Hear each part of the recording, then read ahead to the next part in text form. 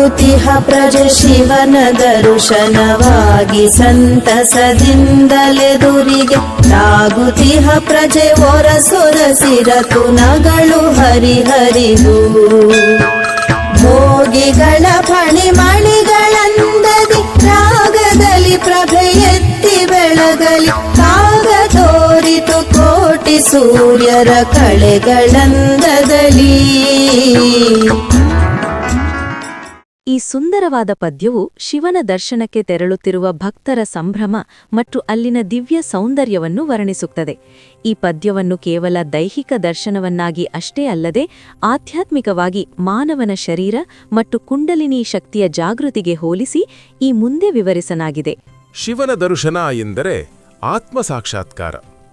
ಇಲ್ಲಿ ಶಿವ ಎಂದರೆ ಹೊರಗಿರುವ ದೇವಸ್ಥಾನವಲ್ಲ, ಬದಲಿಗೆ ನಮ್ಮ ಶರೀರದ ಒಳಗಿರುವ ಆತ್ಮ ಅಥವಾ ಪರಮಾತ್ಮ.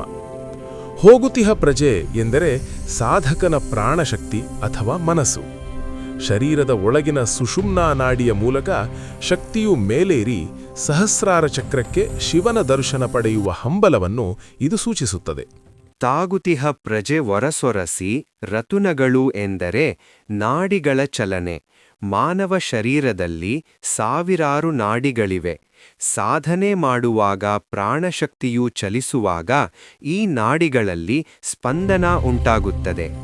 ರತ್ನಗಳು ಎಂದರೆ ನಮ್ಮ ಶರೀರದೊಳಗಿನ ಅಮೂಲ್ಯವಾದ ಜ್ಞಾನೇಂದ್ರಿಯಗಳು ಮತ್ತು ಚಕ್ರಗಳು. ಶಕ್ತಿಯು ಒಂದೊಂದು ಚಕ್ರವನ್ನು ದಾಟುವಾಗ ಉಂಟಾಗುವ ಅನುಭವವನ್ನೇ ಇಲ್ಲಿ ರತ್ನಗಳು ಹರಿದು ತಾಗುವ ಪ್ರಕ್ರಿಯೆಗೆ ಹೋಲಿಸಬಹುದು. ಭೋಗಿಗಳ ಫಣಿಮಣಿಗಳೆಂದದಿ ಎಂದರೆ ಕುಂಡಲಿನಿ ಶಕ್ತಿ. ಭೋಗಿ ಎಂದರೆ ಹಾವು, ಸರ್ಪ. ಯೋಗಶಾಸ್ತ್ರದಲ್ಲಿ ಮಾನವನ ಬೆನ್ನೆಲುಬಿನ ಬುಡದಲ್ಲಿರುವ ಶಕ್ತಿಯನ್ನು ಕುಂಡಲಿನಿ ಸರ್ಪ ಎನ್ನಲಾಗುತ್ತದೆ. ಹಾವಿನ ತಲೆಯ ಮೇಲಿನ ಮಣಿ ಹೇಗೆ ಹೊಳೆಯುತ್ತದೋ ಹಾಗೆಯೇ ಕುಂಡಲಿನಿ ಶಕ್ತಿಯು ಜಾಗೃತಗೊಂಡು ಮೇಲೇರಿದಾಗ ಸಾಧಕನ ಶರೀರದಲ್ಲಿ ಒಂದು ದಿವ್ಯವಾದ ತೇಜಸ್ಸು ಕಾಣಿಸಿಕೊಳ್ಳುತ್ತದೆ. ಕೋಟಿ ಸೂರ್ಯರ ಕಳೆ ಎಂದರೆ ಜ್ಞಾನದ ಉದಯ. ಶಕ್ತಿಯು ಶಿರಸ್ಸಿನ ಭಾಗಕ್ಕೆ ಸಹಸ್ರಾರ ಚಕ್ರಕ್ಕೆ ತಲುಪಿದಾಗ ಸಾಧಕನಿಗೆ ಅತೀತವಾದ ಜ್ಞಾನೋದಯವಾಗುತ್ತದೆ. ಇದನ್ನು ಕೋಟಿ ಸೂರ್ಯರ ಪ್ರಕಾಶ ಎಂದು ಕರೆಯಲಾಗುತ್ತದೆ.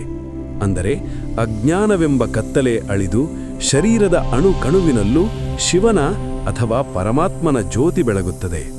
ಈ ಪದ್ಯದಲ್ಲಿ ಭಕ್ತಿಯ ಪರಾಕಾಷ್ಠೆ ಮತ್ತು ಶಿವನ ಸನ್ನಿಧಿಯಲ್ಲಿರುವ ದಿವ್ಯತೆಯನ್ನು ಬಹಳ ಮನೋಜ್ಞವಾಗಿ ಚಿತ್ರಿಸಲಾಗಿದೆ. ಭಕ್ತರ ಸಂಭ್ರಮವೇ ಒಂದು ದೊಡ್ಡ ಬೆಳಕಿನ ಹಬ್ಬದಂತೆ ಇಲ್ಲಿ ಭಾಸವಾಗುತ್ತಿದೆ.